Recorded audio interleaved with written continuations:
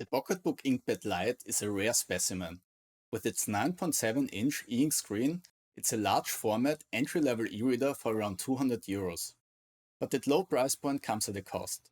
The display only has a resolution of 150 ppi. Let's have a closer look to see if PocketBook has made the right choice by using a low-resolution display. The InkPad Lite uses a new design language which heavily leans towards high-end tablets and smartphones. The frame around the device looks and feels almost like aluminum, but it's actually made out of plastic. It's just extremely well done and feels nice to a touch. The backside, on the other hand, feels cheap in the first few moments of handling the device. But the ripped plastic helps tremendously in providing a secure grip for your hand.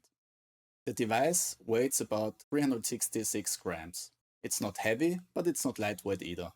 For comparison, the InkPad X, with a 10.3-inch ink Mobius display, weighs only around 300 grams.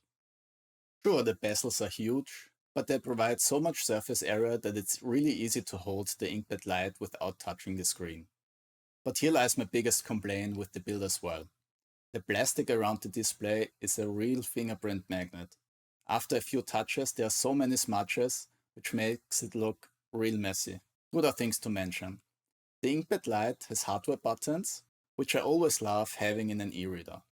The default functions can be reassigned. And the InkPad Lite also has a microSD card slot, which is not seen that often nowadays.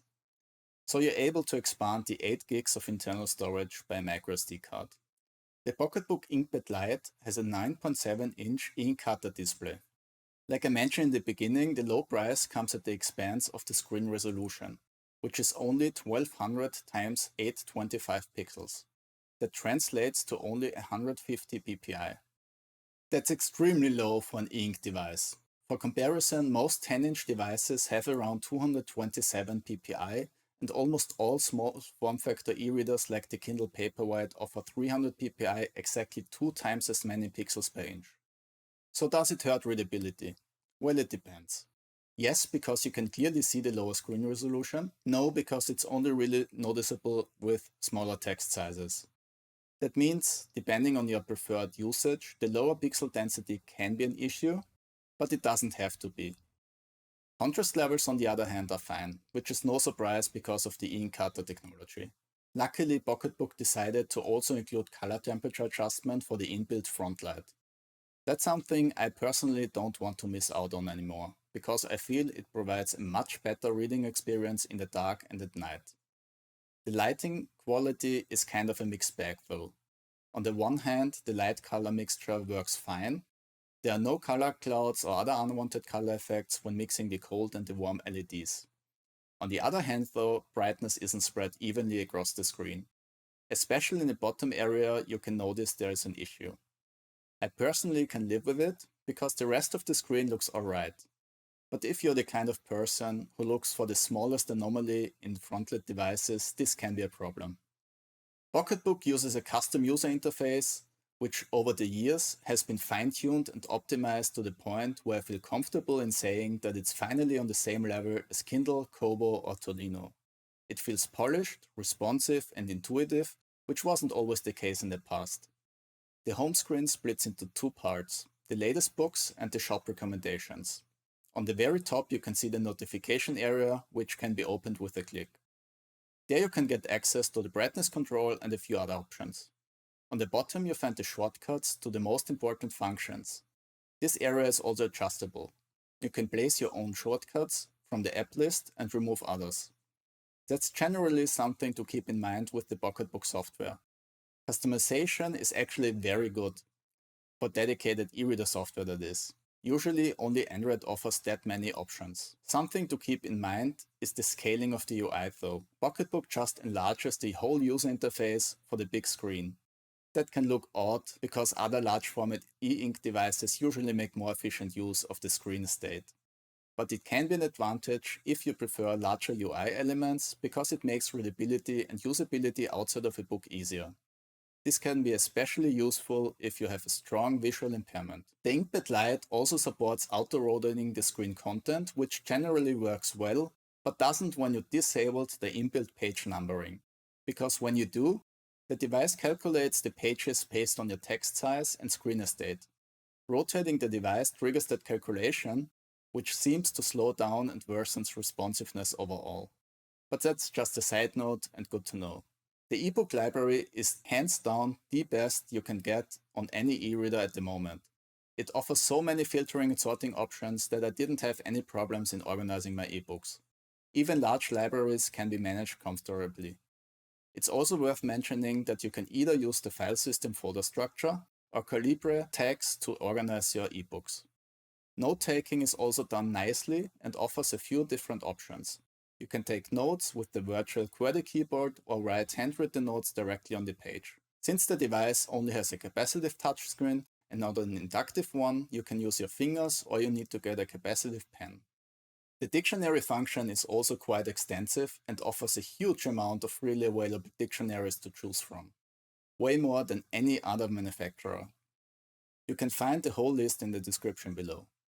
However, my biggest issue with the dictionaries is that they only tend to recognize infinitive words. You can edit the words you're looking up, which is a useful workaround in that case, but I preferred if that wasn't necessary altogether. Text styling inside a book can be adjusted in the usual ways, with size, margins, line height, and font type. You can also install your own fonts quite easily. Using PDF files on the large screen is obviously a big selling point. However, you have to keep in mind that the lower screen resolution might be a problem here. Depending on the type of documents you're looking at, the text can look quite pixelated if it's too small. Don't get me wrong, it's not unreadable, but not very comfortable to read either. So looking at large format PDFs adjusted for the InkPad Lite's screen size might not work out too well. The best way to tackle that issue is to just simply zoom in with pinch to zoom or using the different PDF modes that are available. Those are not quite as extensive as on Onyx Books tablets, but still best in class when only looking at e-readers.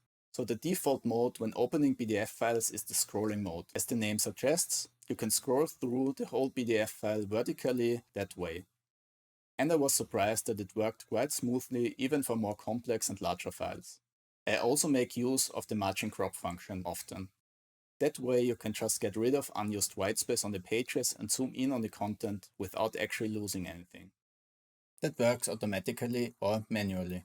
Another useful function is the columns mode. Using it will zoom in on 1/4 or 1/6 of the page, depending on which option you choose. The cropped view is then advanced one after the other, from top to bottom, and then from left to right, until you reach the end of the page. This mode is extremely useful for reading scientific papers, which are only often available in 2 columns layout. Using the columns mode is usually enough to compensate for the lower screen resolution in a scientific paper. If it's not, you can also adjust brightness, contrast and gamma to make the text more readable, or simply switch to landscape mode, which helps in zooming in even further.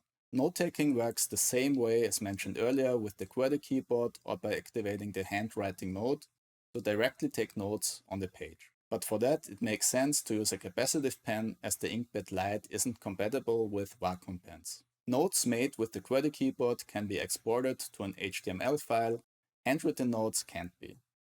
Those will only show up with a reference on where the note was created, but not what was written on the page. The ebook shop can be accessed directly from the home screen or the apps list. PocketBook has completely reworked the store a few years ago and also changed the cloud integration. You now only need one account for both the PocketBook ebook shop and the PocketBook cloud. Each purchase is automatically synced with the cloud, which can also be accessed on a separate site on the web. On the InkPad Lite, you can download books manually from the cloud and can also push ebooks to the cloud. You get 2 gigs of free space. Settings and reading status are also synchronized with the cloud service, which makes the whole process of switching between PocketBook e-readers quite convenient. The only thing I actually dislike about the shop experience is the search function. It doesn't work too well and often shows my desired book on lower positions instead of the first spot where it should be. I was actually quite surprised about how well the PocketBook InkPad Lite performed in everyday use. Because of the low resolution screen and the relatively low price for an e-reader of that size, I thought its overall performance wouldn't be convincing. But I was wrong. Despite the low resolution and the not so perfect light distribution, the reading experience is actually quite good. The pixel density is mainly a problem when viewing small text and isn't that big of a deal otherwise.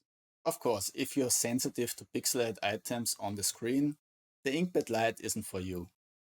But if you're looking for a large format e-reader in the lower price range and are not too concerned about the resolution, I think you won't regret in taking a closer look at the InkPad.